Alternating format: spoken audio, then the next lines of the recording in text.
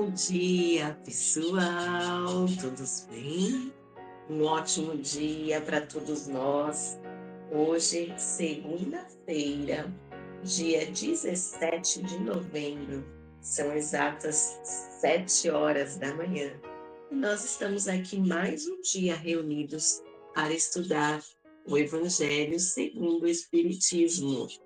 Todas as segundas, às 7 horas da manhã, estudamos o Evangelho segundo o Espiritismo e às quartas, às 7 horas da manhã, estudamos o Livro dos Espíritos. Todos preparados? Como foram de final de semana? Tudo bem? Espero que estejam todos bem. Espero que estejam todos na seara do Cristo, semeando as plantações do amanhã com muito amor, com muito carinho. E aí a gente começa mais uma segunda-feira com a graça do Pai. Tem que convidar a todos que fazem esse estudo com a gente a colocar aí uma xícara com água para cada uma das pessoas, ou um copo, não importa, para cada uma das pessoas que fazem esse estudo, ok? Para que a gente possa, ao final dele, estar a nossa equipe abençoando e a nossa equipe estar passando pelas suas residências para poder deixar bons fluidos, boas energias, tá bom, pessoal? E aí a gente começa daquele jeito que a gente adora, com aquela oração lá do nosso coração, ok? Então vamos agradecer a esse Pai de infinita bondade e amor, todas as oportunidades que Ele nos tem permitido, agradecê-lo por estar mais uma semana iniciando, por estarmos com a possibilidade de sermos melhores hoje do que o que ontem fomos. Vamos agradecê-lo por estarmos unidos em torno do Evangelho dele, estudando, aprendendo cada vez mais. Muito obrigado, Senhor, pelas oportunidades que nos tem concedido.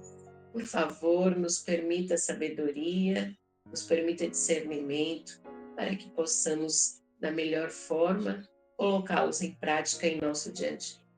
Que sua vontade seja feita hoje, todos os dias da nossa vida. Que assim seja. Muito bem, meus irmãos. A semana passada, nós iniciamos o capítulo 10. Bem-aventurados os misericordiosos, já estamos muito avançados, já andamos 130 páginas aqui no meu Evangelho. Eu uso uma versão da Edicel, traduzida de José Herculano Pires, e nós já estamos no capítulo 10, capítulo 10. E começamos bem-aventurados os misericordiosos. A semana passada nós falamos sobre perdoai para que Deus nos perdoe e reconciliar-se com os vossos adversários. E já vou começar fazendo uma pergunta para vocês. Quantos adversários vocês se reconciliaram da semana passada para hoje? Me digam, será que vocês já começaram essa reforma íntima? Será que a gente já começou a colocar em prática tudo aquilo que viemos estudando? Vamos descobrir. E aí, a gente vai continuar hoje com o sacrifício mais agradável a Deus, que é o item 7 do Evangelho. E ele diz assim: portanto, se estás fazendo a tua oferta diante do altar e te lembrar aí que teu irmão tem alguma coisa contra ti, deixa ali a tua oferta diante do altar e vai reconciliar primeiro com o teu irmão, e depois virás fazer a tua oferta. É uma passagem de Mateus, está lá no capítulo 5, versículos 23 e 24. E aí os comentários vêm. Quando Jesus diz: vai reconciliar primeiro com o teu irmão e depois virás fazer a tua oferta, ensinou que o sacrifício mais agradável ao Senhor é o dos próprios ressentimentos, que antes de pedir perdão ao Senhor, é preciso que se perdoe aos outros, e que se algum mal se tiver feito contra o teu irmão, é necessário tê-lo reparado. Somente assim a oferenda será agradável, porque é proveniente de um coração puro de qualquer mau pensamento. Ele materializa esse preceito porque os judeus ofereciam sacrifícios materiais e era necessário conformar suas palavras aos costumes do povo.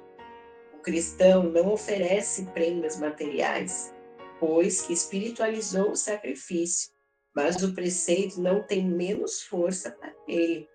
Oferecendo sua alma a Deus, deve apresentá-la purificada. Ao entrar no templo do Senhor, deve deixar lá fora todo sentimento de ódio, de animosidade, todo mau pensamento contra seu irmão. Só então sua prece será levada pelos anjos aos pés do Eterno. Eis o que ensina Jesus por estas palavras: deixai ali a tua oferta diante do altar e vai te reconciliar primeiro com o teu irmão, se queres ser agradável a Deus. Então a gente começa hoje falando do sacrifício mais agradável a Deus. Primeiro nós falamos aqui sobre perdoar para que Deus nos perdoe, e depois reconciliar-se com os seus adversários. E agora o sacrifício mais agradável a Deus. Vocês percebem o quão lógico isso faz, o quão sentido isso faz?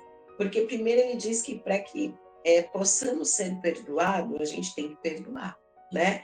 Isso já está lá naquela oração que eu acho que nenhum de vocês conhece, a oração do Pai Nosso, que Jesus nos ensinou. Ele diz: perdoai as vossas ofensas, assim como nós perdoamos a quem nos tem ofendido. E aí, ele diz bem claramente nesta parte do Pai Nosso que nós temos por obrigação que ter o coração livre de mágoa, livre de raiva, livre de maus pensamentos, quando nós viermos pedir que o Pai nos perdoe, quando nós viermos pedir que o Pai nos dê oportunidades para que possamos nos melhorar, para que possamos nos reformar. Então, para que nós possamos ter todas essas chances, todas essas oportunidades de sermos melhores do que o que fomos até aqui, nós precisamos também ser melhores com as pessoas.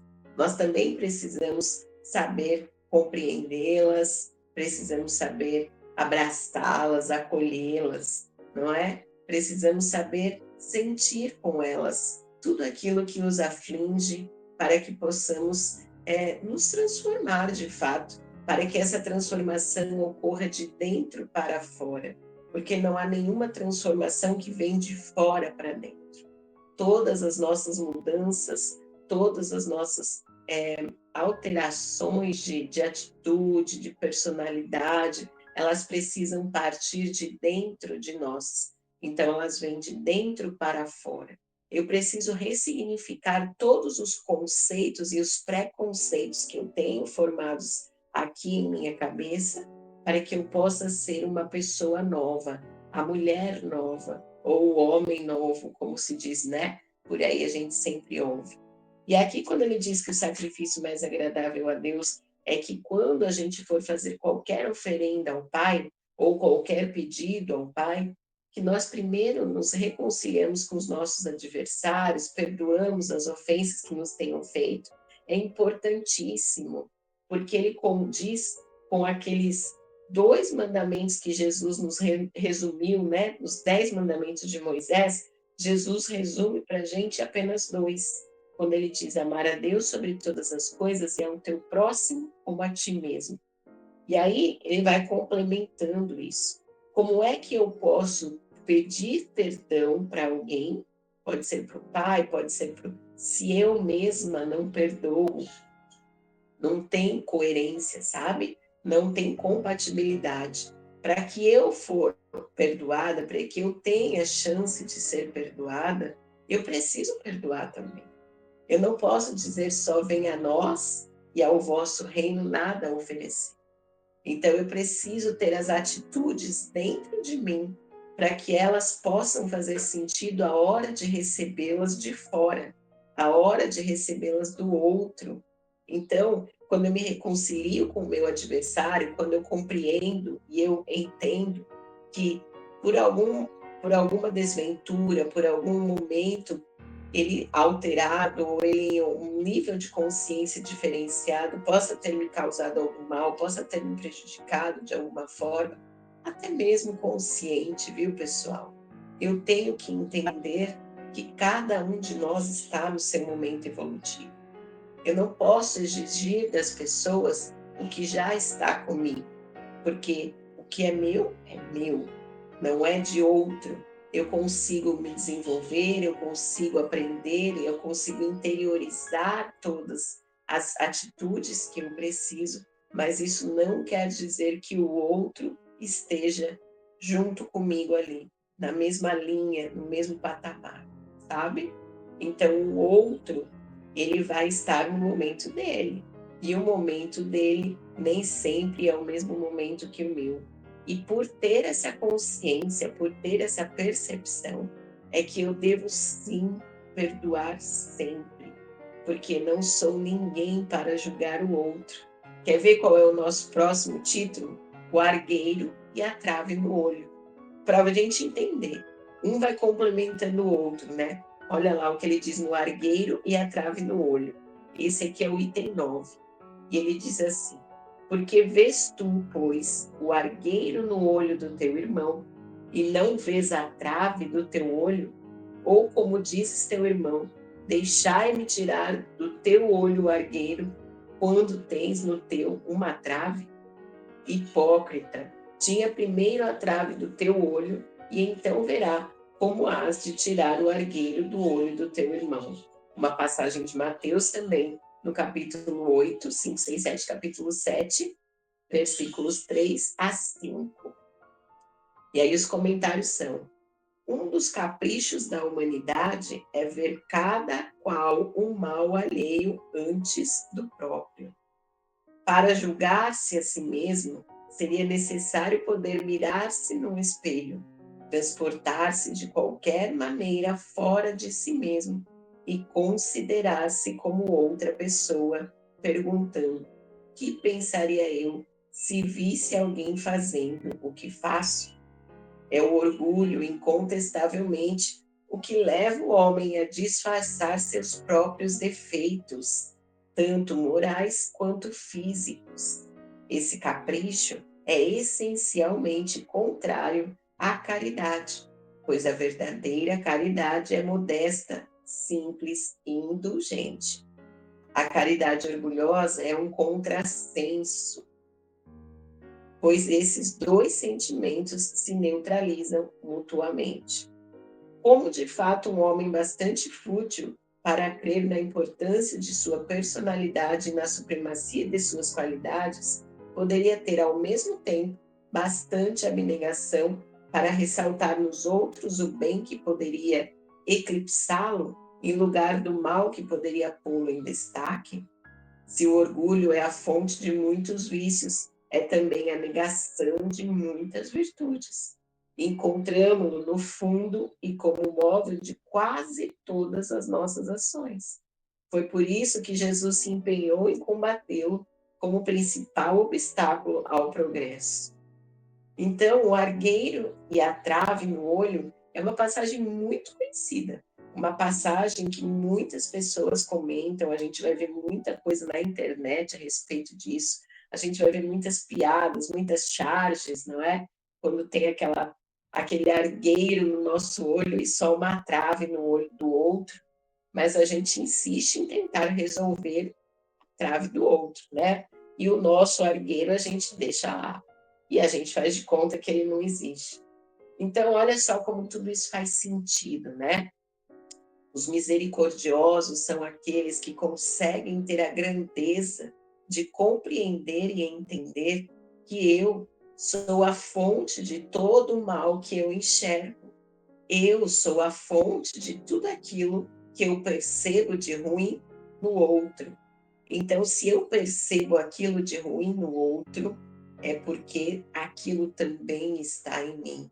Aquilo me incomoda no outro porque faz parte do meu ser. Então, antes que nós julguemos o outro, ele diz aqui, não é? Olhe para si mesmo. Pergunte, olha só a pergunta que ele faz aqui. Que pensaria eu se visse alguém fazendo o que faço? Tem um dizer muito compatível com isso, que é aquele negócio assim: o que você faz quando ninguém está olhando para você? Isso é o que importa, sabe? Quando você está você e você mesmo, o que você faz para que tudo flua, né? O que você faz quando ninguém está olhando? Então, você está passando, você é uma pessoa que ajuda os carentes, você é uma pessoa que faz sopão, você é uma pessoa que, é bom, é uma pessoa que vai nos cultos, não importa qual seja a religião, fala de Deus, mas e quando ninguém está olhando? Você é tudo isso? Você se respeita? Você se ama? Você é compreensível com os seus, não é?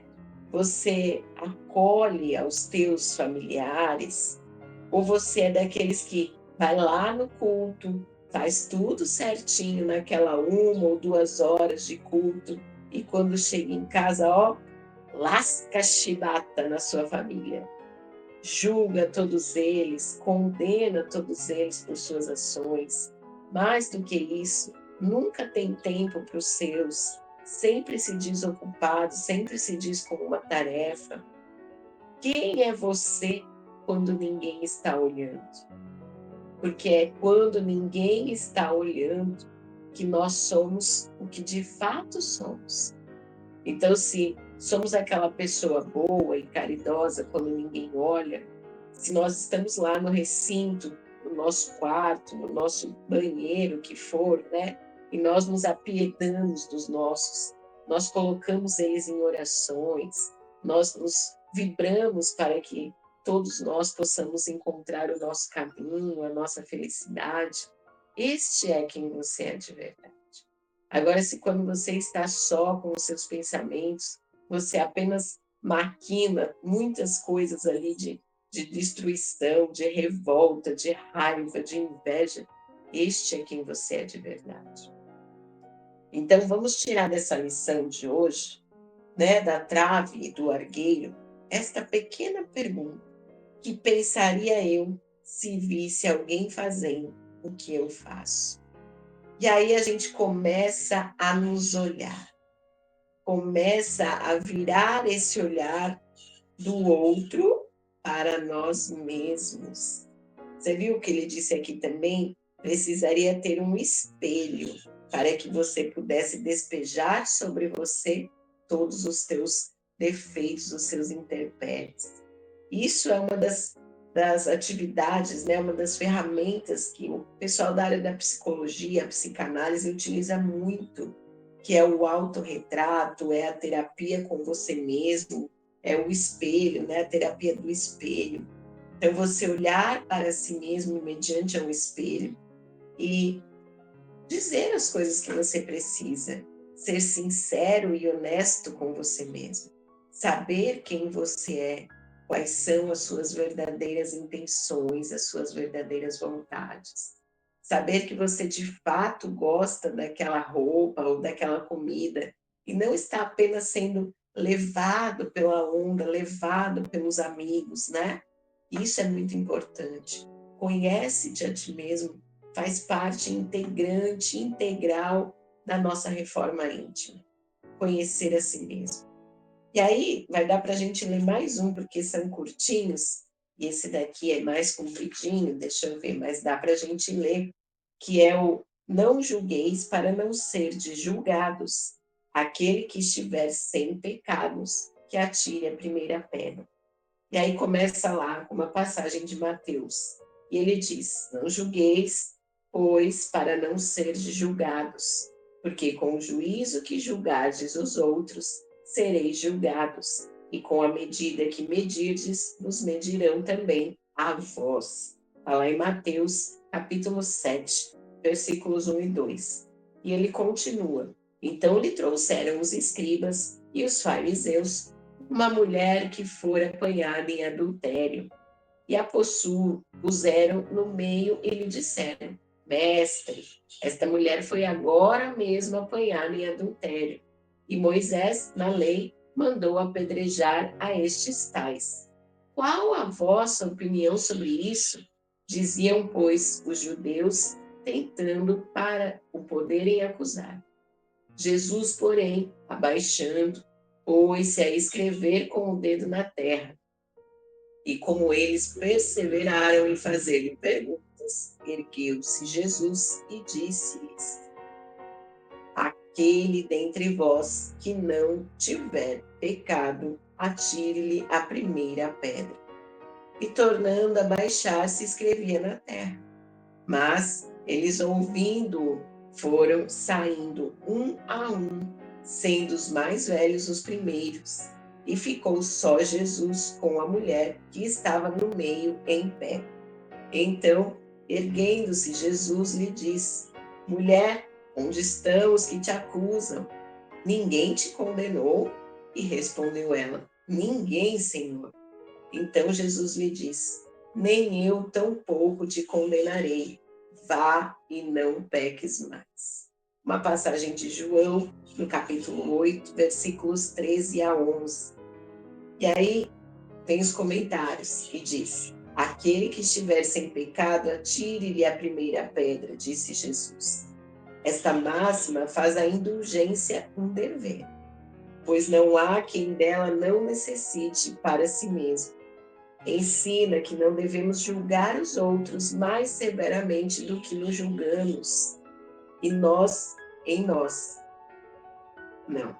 Ensina que não devemos julgar os outros mais severamente do que nos julgamos a nós mesmos, nem condenar nos outros o que nos desculpamos em nós.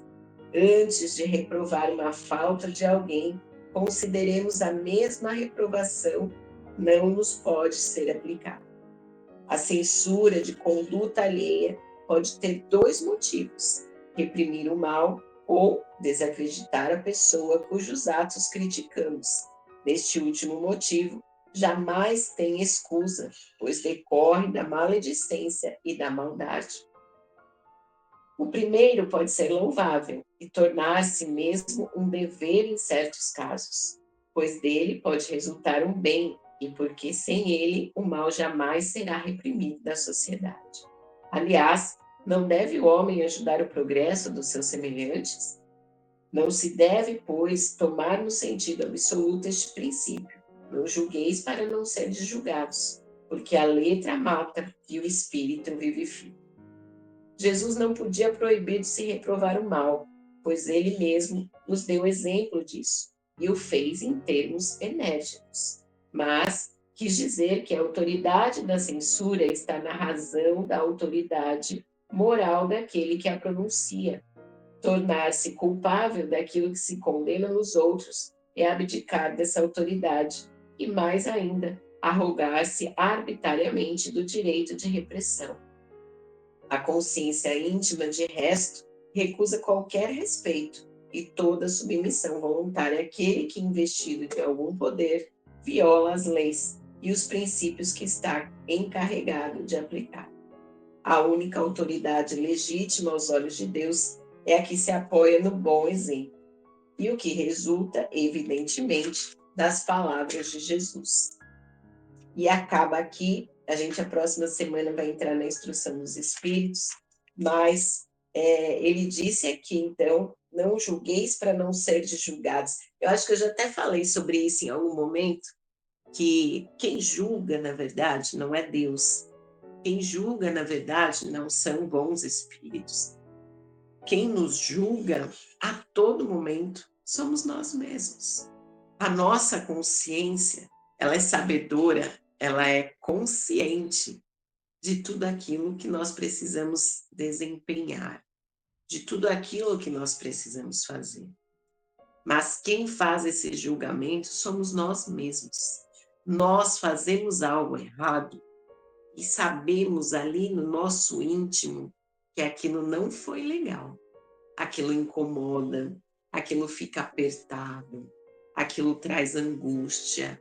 E quando a gente está nesse processo de reforma íntima, a gente está habilitado a nos olharmos e nos perdoarmos. Então, você vê só como tudo é uma consequência do ato de conhecermos a nós mesmos, do ato de fato, querermos nos transformar, queremos ser pessoas melhores, queremos deixar todas aquelas vicissitudes e transformá-las em virtudes. Porque existe algo muito importante, né, que eu aprendi bem cedo, quando eu comecei o estudo da doutrina, que assim, não existe o mal, existe a ausência do bem. Porque se todos somos criados da mesma forma, simples e ignorantes, não existem aqueles, como a gente já leu no Livro dos Espíritos, que são essencialmente maus. Não existem aqueles que Deus criou com maldade dentro de si. Deus criou todos nós simples e ignorantes. E aí nós vamos construindo a nossa trajetória, vamos construindo a nossa história. E nesta construção fazemos opções, às vezes não muito boas, não muito esclarecedoras, não muito compreensíveis e indulgentes, como ele trouxe aqui para a gente, né? Fazemos escolhas de forma equivocada, de forma emocional. E desta maneira, o mal ele não existe. Existe a ignorância do bem, a ausência do bem. Então, quando eu começo a compreender o que é o bem, o que é a bondade, eu começo a compreender que o mal não deve ser praticado. E todos nós vamos chegar nesse momento. Todos nós vamos compreender que quando eu paro o meu carro numa vaga que não é para mim, uma vaga específica de um idoso, uma vaga específica de um paraplégico, eu vou compreender que eu estou afetando a liberdade do outro, que eu estou julgando-me melhor do que o outro.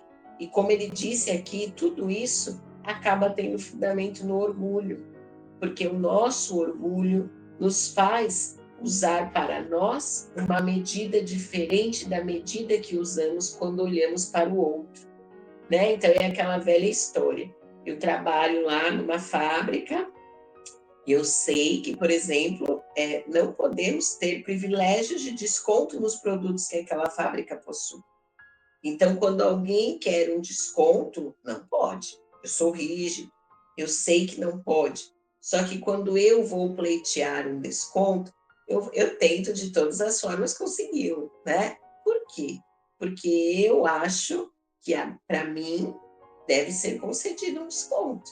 Eu acho que eu sou um bom funcionário, eu acho que eu tenho atitudes boas. E por que é que o outro não tem? Não é? Por que é que eu sou melhor do que o outro? Não somos melhores do que ninguém. Podemos ter uma atitude diferenciada em resposta a algo que o outro ainda não tem. Mas já paramos para olhar o outro em sua amplitude, o seu todo, porque pode ser muito bem que ele tenha melhores atitudes em coisas que eu não tenho, não é? Então, olha qual é a gravidade desse julgamento, né? Esse julgamento me põe num lugar em que eu já digo que sou melhor do que os outros. Isso não é legal. Isso não é legal porque não somos melhores do que ninguém. Estamos todos tentando melhorar. Estamos todos tentando vencer as nossas vicissitudes e transformá-las em virtudes. Então, ele deixa claro nesses três títulos de hoje, sacrifício mais agradável a Deus, o argueiro e a trave no olho, e não julgueis para não serdes julgados. Ele deixa claro para a gente que tudo o que eu condenar o outro, tenho que primeiro olhar para mim mesmo, entender se aquilo já não faz parte de mim, se aquilo não faz parte do meu ser. E ele deixa claro aqui, né, ó, a única autoridade legítima aos olhos de Deus é a que se apoia no bom exemplo. Então, devemos ser o exemplo das mudanças que nós queremos no outro. Então, se nós queremos que o outro tenha paciência, nós temos que ser pacientes. Se nós queremos que o outro nos perdoe, nós temos que perdoar o outro. Entendem quão complexo é isso? O quão está tudo isso dentro de nós, sobre nós, não é sobre o outro. Então, o que nós queremos para cada um de nós temos que começar a fazer com todos os outros.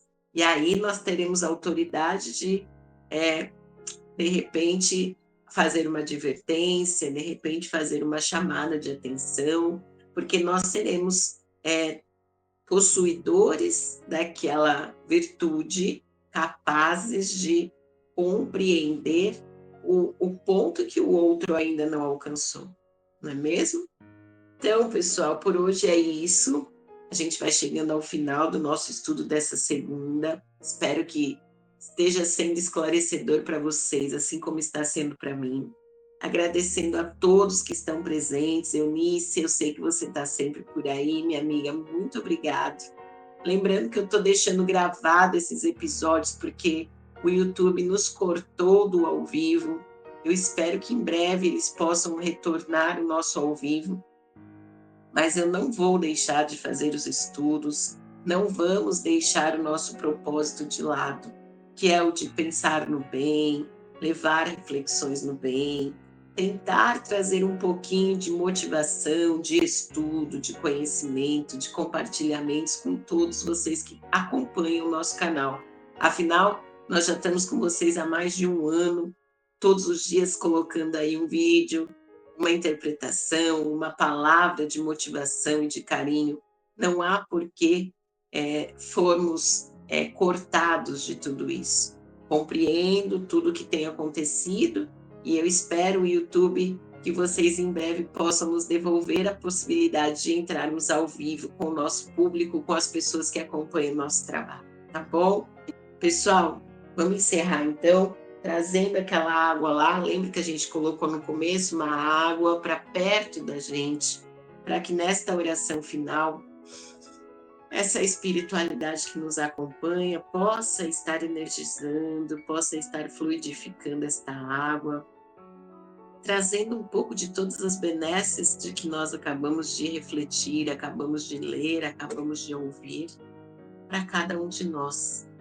Que todas essas benesses se ampliem, se expandam à nossa casa, aos nossos vizinhos, aos nossos companheiros de jornada, aos nossos animais, às nossas plantas.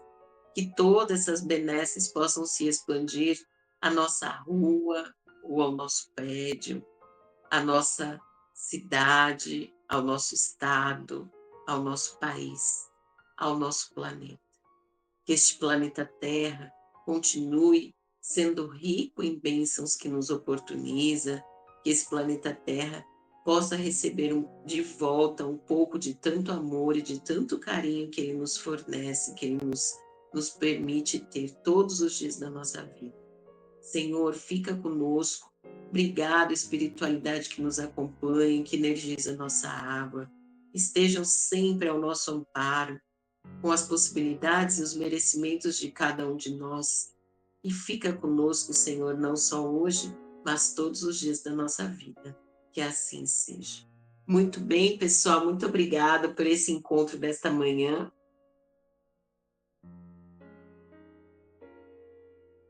Tomemos a nossa água abençoada e a gente vai se encontrando por aí, tá bom? Quarta-feira eu vejo vocês para o estudo do Livro dos Espíritos e, como eu digo, todos os finais de estudo, um beijo, um abraço e a gente se vê por aí. Até a próxima, pessoal. Muito obrigada pela presença de todos vocês.